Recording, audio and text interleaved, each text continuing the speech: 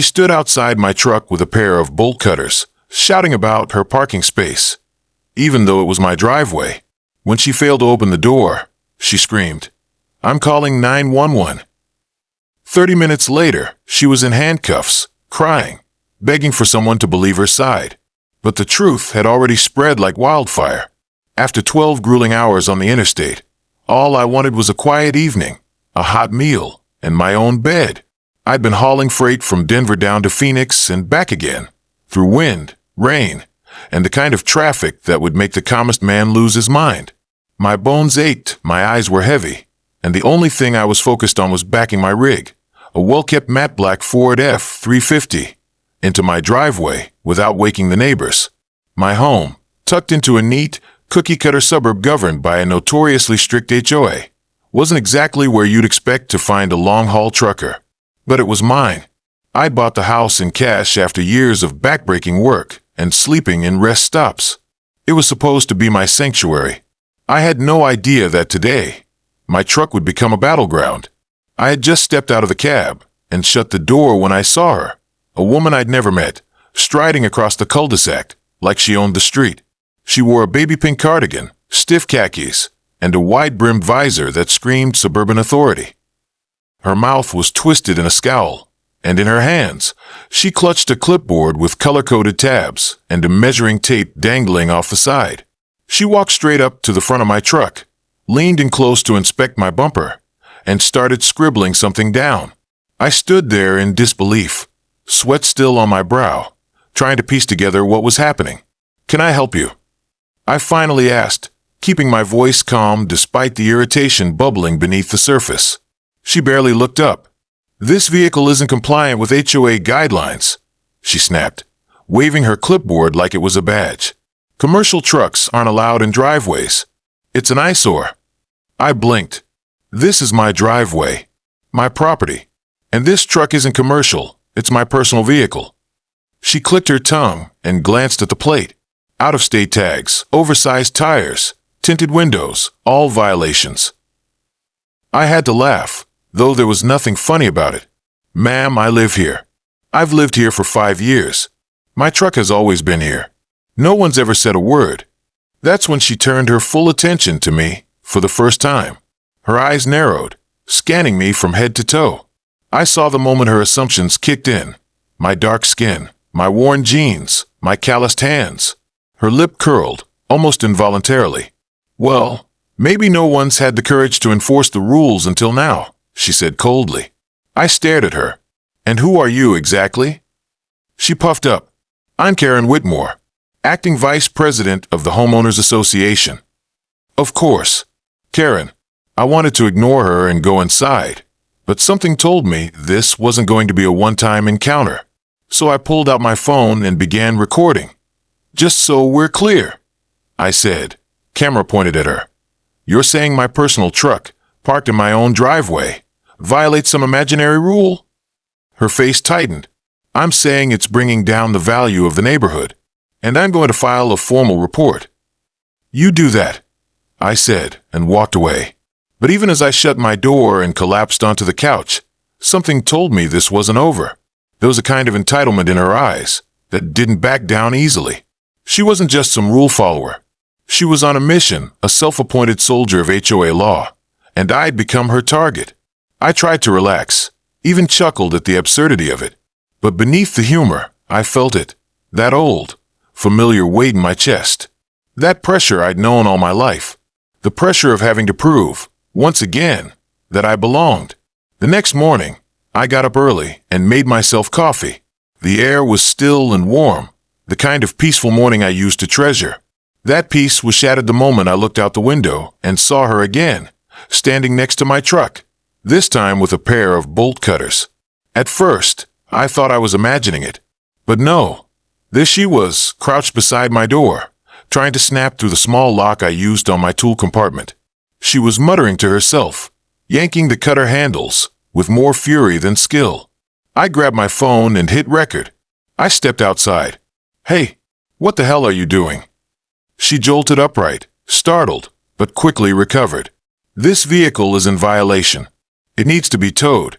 I was checking for VIN tampering." You were what? I said, stunned. This is my truck. You're trying to break into it. She straightened her back and crossed her arms. I have authority. You don't belong here with this monstrosity. The word stung. You don't belong here. You're trespassing, I said firmly, voice raised now. You've touched my property without consent. I have this all on camera. Step away before I call the cops. Her face twisted into something unrecognizable. Panic, rage, entitlement. She pulled out her phone, dialed 911, and in her most dramatic voice said, Yes, I need police assistance. A man is threatening me. Yes, he's standing right in front of me. He's trying to break into a vehicle. I believe it's stolen. I don't feel safe. I couldn't believe what I was hearing. She was trying to frame me in my own driveway. She wanted me gone, erased, because in her world, someone who looked like me, drove a truck like mine, and had the nerve to speak up, just didn't fit in. But she didn't know I had every second on camera, and she definitely didn't know how badly this was going to blow up in her face. The screech of metal on metal still echoes in my mind. That morning, I thought I'd woken up from a bad dream, that maybe I had imagined it, the bolt cutters, the 911 call, the way she stared at me like I was a criminal standing in front of my own home. But as I watched her return again, the same woman in her pristine pink cardigan, only this time angrier, more manic, I knew this wasn't over. It had only begun. She didn't even knock. She just showed up. Right around 9:15 a.m., as I sat sipping my coffee and checking engine logs, I noticed a movement through the blinds. There she was again, creeping up on my truck like it was some kind of enemy tank. Her hair was tied tight, visor pulled low, clipboard nowhere in sight. This time, she wasn't taking notes. She had tools.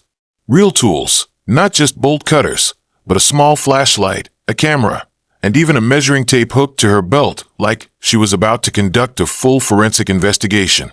I felt the pressure in my chest return, slow and steady. My hands tightened around the coffee mug. My stomach sank, not from fear, not yet, but from that deep, weary frustration that comes when you realize someone has made it their life's mission to destroy your peace. And worse, that you are going to have to fight to keep it. I grabbed my phone and started recording again.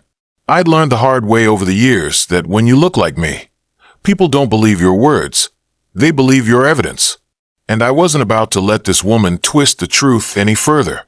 As I stepped outside, she was crouched by my driver's side door again, bolt cutters angled toward the tool lock on my side panel.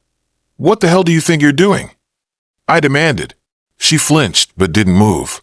This vehicle is in violation of neighborhood appearance standards, she spat, not even looking at me. I warned you yesterday. You refused to move it. Now I'm enforcing the rules. You're not the police, I said sharply. You're not even HOA security. You're a resident with a grudge, and you're 1 inch away from being arrested for vandalism. That finally made her turn. You're threatening me now. Her voice rose an octave. This is harassment. You're making me feel unsafe. Unsafe, I scoffed. You're the one trying to cut open my truck. She stood up, clutching the bolt cutters like a weapon, her hands trembling slightly. Whether from rage or panic, I couldn't tell. Her face was flushed red, a vein pulsing on her temple. People like you don't understand how neighborhoods like this work, she hissed. We have standards. There it was. People like you. She didn't mean truck owners. She meant me. My skin. My presence. My very existence in a neighborhood she felt entitled to claim. It wasn't about the truck. It never was. She pulled out her phone again with shaking hands, and this time, she didn't hesitate. 911, what's your emergency? I heard the operator's voice faintly as she turned away from me and started her performance. There's a man outside. I think he's breaking into a vehicle, she cried, breath quickening. He's aggressive. He yelled at me. I'm afraid he might get violent. I stared at her, stunned, as she played her role like she'd rehearsed it 100 times. She knew exactly what to say, how to twist it, how to make herself the victim. Never mind the fact that she had the bolt cutters. Never mind that I had done nothing but stand my ground. Her voice cracked just enough to sound like fear. She even let out a dramatic sob near the end. I kept filming. I narrated the truth into the camera while she spun her lie into the phone. "This is what we deal with," I said. "She's trespassing. She's vandalizing my vehicle. And now she's calling the cops to say I'm the criminal." She hung up and turned back to me, wiping fake tears from her cheeks. "You'll regret threatening me," she muttered. "The police are on their way." "Good," I said, not blinking. "I'll show them the footage." But even as I stood there, righteous anger building, I couldn't help the flicker of fear that crept up the back of my spine. I'd seen stories. Too many stories. I'd lived through them too. All it took was one cop who believed her act, one officer who looked at me, a tall, dark-skinned man with a deep voice and a heavy frame, and saw a threat instead of a homeowner. One wrong word, one twitch of the wrist, and my life could end in my own front yard. The weight of that truth nearly crushed me. But I stood still. I breathed deep. I kept the camera steady. 10 minutes later, the flashing lights arrived. Karen stepped forward like a soldier reporting for duty. "Officer, thank God you're here. That man, he threatened me. He tried to break into a car. He was shouting and waving his phone around. I don't feel safe." The officer turned to me. "Sir, can we talk?" I nodded, calm but alert. "Absolutely, officer. I live here. This is my truck. I have ID. And I've been recording everything." The cop glanced between us, then said the words I'd hoped for. "Let's see the video." Karen's smile faltered for the first time. Her hand twitched toward her purse. I pulled up the footage, played the parts where she approached my truck, attempted to cut the lock, and called 911 with a fabricated story. The officer watched in silence. Karen stood beside us, frozen, mouth slightly open. The silence stretched. "Ma'am," the officer finally said, "you told us this man was trying to break into a vehicle?" "He was. I thought he was." "But the truck belongs to him." "I didn't know that," she stammered. He looked suspicious." I raised an eyebrow. "Suspicious how exactly?" The officer looked at her, face unreadable. "You do realize filing a false report is a serious offense, right?" Karen blinked, mouth moving but no sound coming out. Suddenly, she didn't look so confident. Suddenly, the clipboard and bolt cutters didn't mean anything. She had crossed a line, and the consequences were just beginning. There's a moment, just before someone realizes they've lost control, when their entire face shifts. Their arrogance fades, their eyes dart, their body language changes like a cornered animal trying to find a way out. I saw that exact moment on Karen's face as the officer calmly explained that lying on a 911 call was a criminal offense. Her once smug expression twisted into something unrecognizable, a mixture of panic, disbelief, and pure fear. But I wasn't smiling, not even a little, because I knew all too well that things like this don't always end the way they should. Not for people who look like me. The officer kept his hands on his belt, his voice neutral, but firm. "Ma'am, I'm looking at a video of you trespassing on his property, tampering with his vehicle, and then calling 911 with knowingly false claims.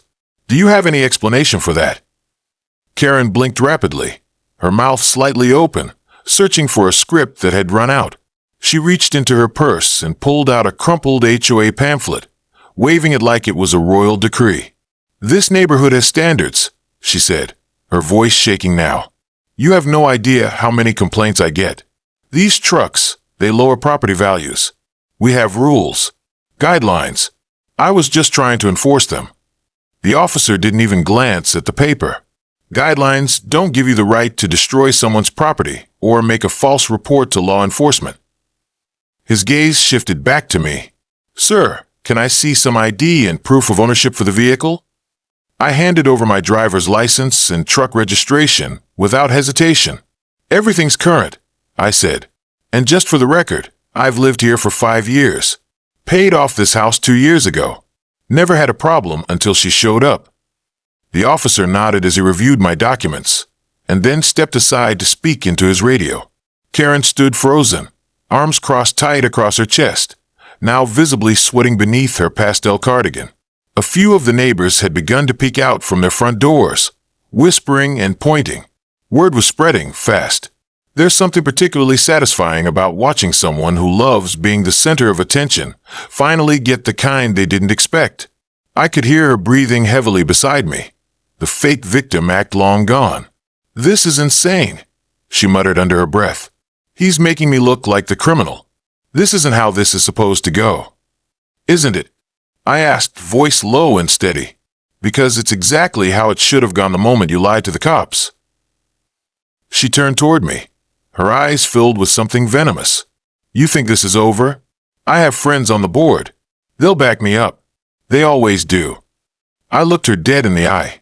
"Not this time." A second squad car arrived, and the original officer walked over to the new arrival, speaking briefly. Then, both approached Karen.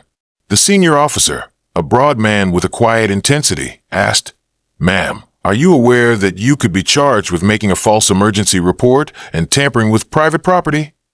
Karen's voice trembled as she tried to regain her footing. "I was doing my duty. This man, he was hostile. And this truck is illegal. It doesn't belong in a neighborhood like this." "Ma'am," the officer interrupted, "your personal opinion about what belongs here doesn't give you the right to violate someone else's rights. That's not how the law works."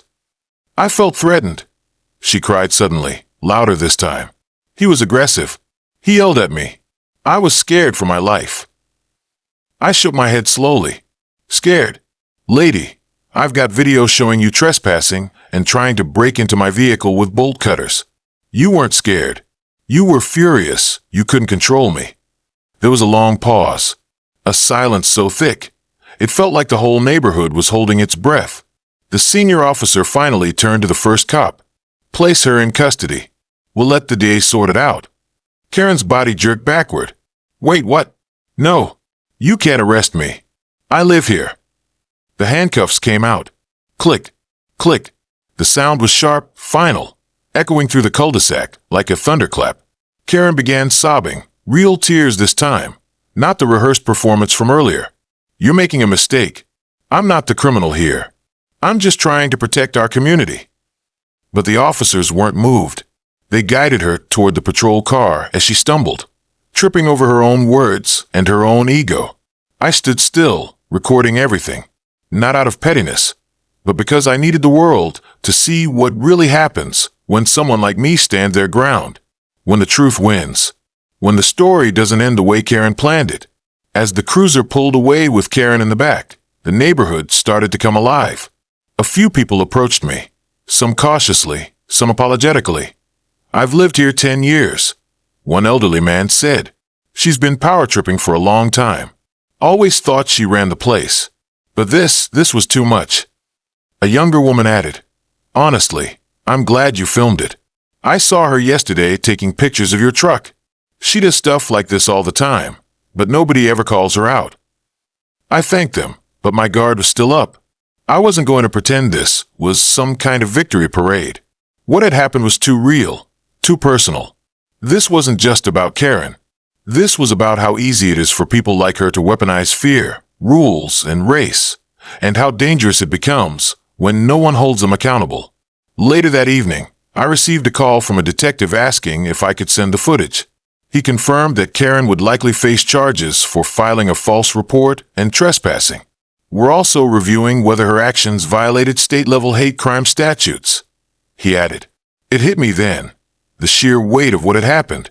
A woman had looked at me, judged me, decided I didn't belong, and nearly ruined my life because of it.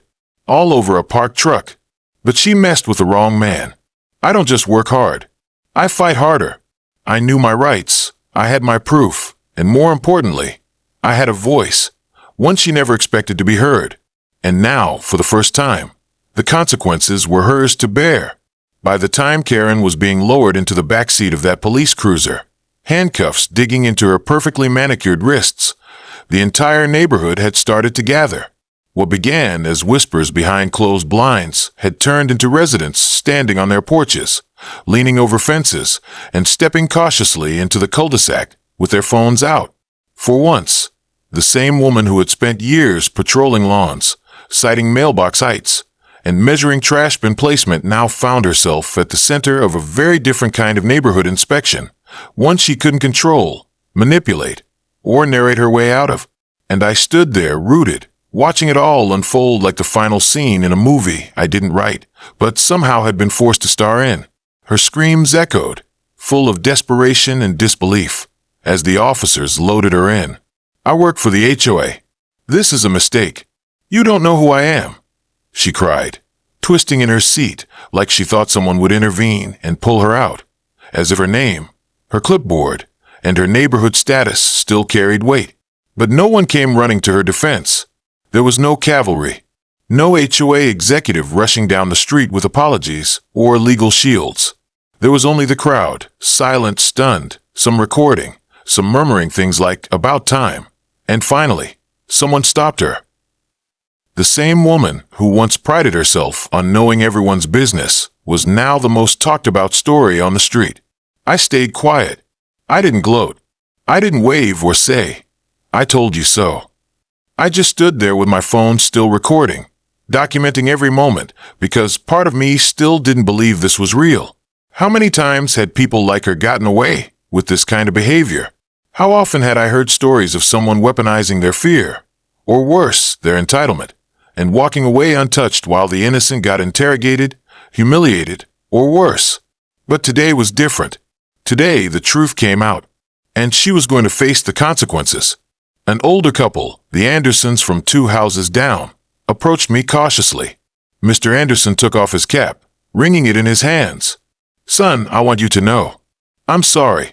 We've seen her act like this with others, but never thought it would get this far. We should have said something a long time ago." I nodded. "Appreciate that, sir. Better late than never." His wife, who had always seemed like the quiet, nod and smile type, surprised me. She came after our daughter's car last year, said it was too loud and didn't fit the image of the neighborhood. That's when I knew something wasn't right with her. More neighbors chimed in.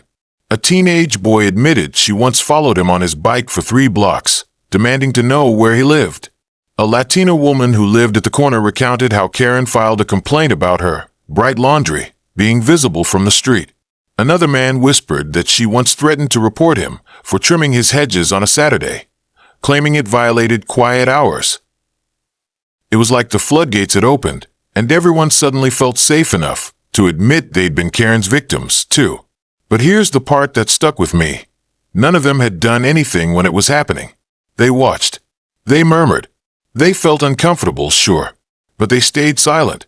And that silence, it nearly cost me everything. After the police left with Karen in custody, I went back inside, heart pounding harder than it had even during the confrontation. I locked the door, sat down at the kitchen table, and stared at the footage again. My reflection in the screen showed a man who looked strong, but inside, I was tired, bone-deep tired. This wasn't just about one woman. It was about a pattern, a lifetime of being followed, judged, second-guessed, and assumed guilty before even opening my mouth. Karen wasn't unique. She was just bold enough to act on what others only thought. That's what made her dangerous. About an hour later, my phone buzzed. It was an HOA board member, not the president, not even the vice president. Just a guy named Derek, who lived 3 blocks over and never looked me in the eye. "Hey man," he said awkwardly. "Just wanted to, reach out about the situation earlier. We had no idea Karen was acting like that. She wasn't officially authorized to do anything with enforcement. She went rogue." I held the phone to my ear in silence. "We're drafting a statement," he continued, "and we're going to suspend her from any HOA activity while we investigate. This doesn't reflect our values." I took a deep breath. "Too late for statements, Derek. Your HOA gave her the power. You handed her the clipboard and the illusion of control, and you let her act like a vigilante. You didn't stop her when she harassed others. You only called it out when she got caught, on camera." He stammered. "Yeah, we'll make changes. We're reviewing the bylaws." I hung up. I didn't need his damage control. What I needed, what I deserved, was peace and accountability. That evening, just before sunset, I stepped back outside. The air was different, quieter. No Karen patrolling the sidewalk. No clipboard slapping against her side like a badge of authority. Just the sound of sprinklers, the distant hum of traffic, and for once, a neighborhood that wasn't watching me like I didn't belong. But something even more surprising happened. A group of neighbors gathered near my driveway. People I barely knew beyond polite waves and awkward smiles. And for the first time since I moved in, they started a real conversation. "Want to come over for dinner tomorrow?" one man asked. "We're grilling." Another offered to help me install security cameras. A teenager asked if I could show him how to change a tire on his pickup. Small things. But they meant everything. Because when Karen tried to paint me as the outsider, the threat, the problem, all she did was reveal who she really was. And now, even her own neighborhood saw the truth. In the days that followed Karen's arrest, a strange stillness settled over the neighborhood.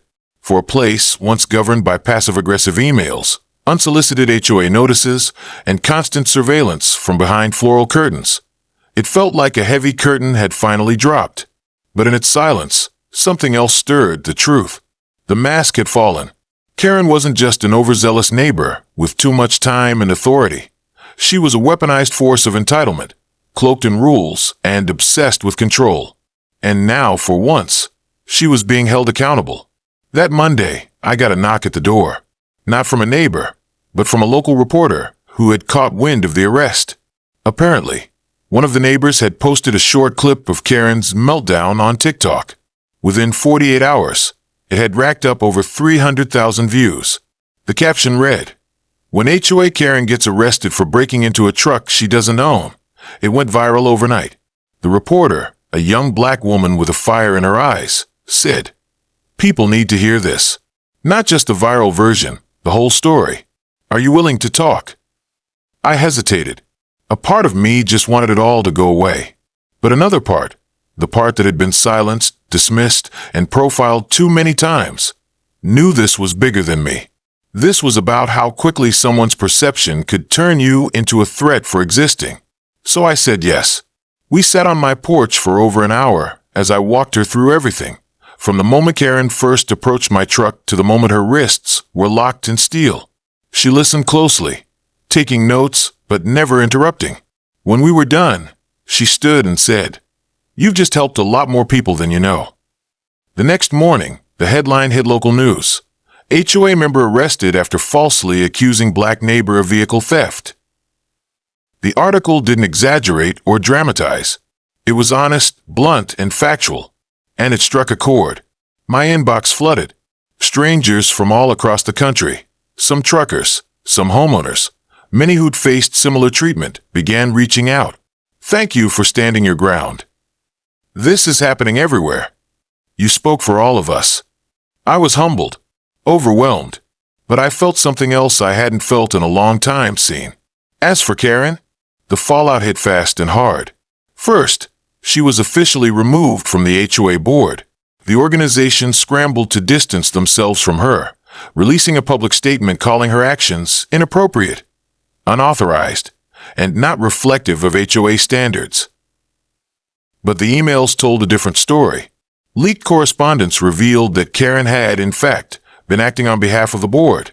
They had encouraged her to monitor properties for violations and even praised her for being assertive in protecting the neighborhood's image.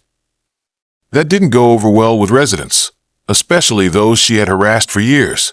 Within a week, a group of homeowners formed a petition to dissolve the current HOA leadership. They demanded transparency, reforms, and racial sensitivity training.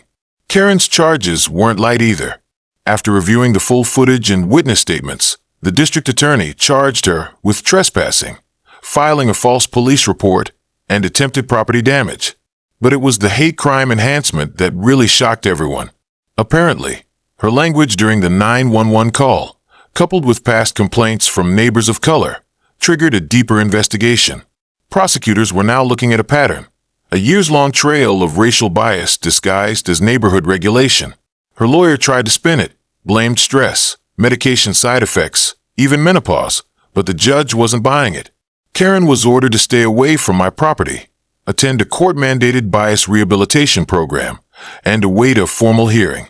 The sight of her walking out of court, surrounded by cameras, hiding behind oversized sunglasses, was surreal. The once loud and proud enforcer of neighborhood purity now looked small, sunken, exposed. But despite all that, part of me wrestled with a strange sense of sadness. Not for her, not for what she did, but for how deep-rooted the sickness of prejudice runs in people. Karen didn't wake up one morning and decide to hate. She fed it over time, through fear, superiority, and unchecked privilege. And the worst part? The system had let her.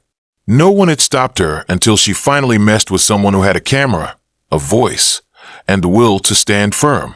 Life moved on, slowly but differently. People who used to cross the street when I walked my dog now stopped to chat. Kids waved instead of whispering. The guy who once ignored my hellos at the mailbox now invited me to his 4th of July barbecue. The community hadn't changed overnight, but it was changing. And I knew why. Not because they all had a sudden awakening, but because the truth had been shoved in front of their faces, undeniable and uncomfortable. And then one day I saw it, a for sale sign on Karen's lawn. Just like that, the house that once watched every move I made was preparing for a new chapter. No more morning inspections, no more clipboard patrols, just silence. When the moving truck arrived, I didn't say a word. I stood across the street, watching through mirrored sunglasses as she walked to the cab with her head down and no audience. Her reign was over. Her power had crumbled. Later that night, as the sun dipped behind the rooftops and the sky turned golden orange, I sat on my porch, same spot where I once told a reporter my truth, and let the breeze wash over me. For the first time in a long time, I didn't feel like a stranger in my own neighborhood. I felt like I belonged. Because I stood up. Because I stayed calm. Because I recorded everything. And because I refused to let someone like Karen write the ending to my story. If you've ever been profiled, silenced, or made to feel like a stranger in your own home, this story is for you. Subscribe to Faces of Racism, the channel where real stories expose uncomfortable truths, where the powerful get challenged, and the unheard finally speak out.